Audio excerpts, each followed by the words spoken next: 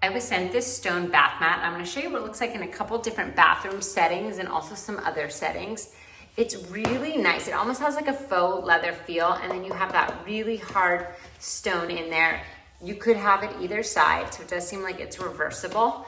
And then when you stand on it, it's nice and firm, but yet comfortable. So let's go check it out in a couple other places. You can use it for the entryway.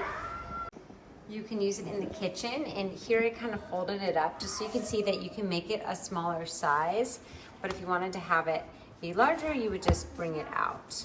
And then if you want it even larger than that, it can go out more. So I just thought that's cool, like how versatile it can be. And now I'm gonna show you what it looks like with some wet feet on it.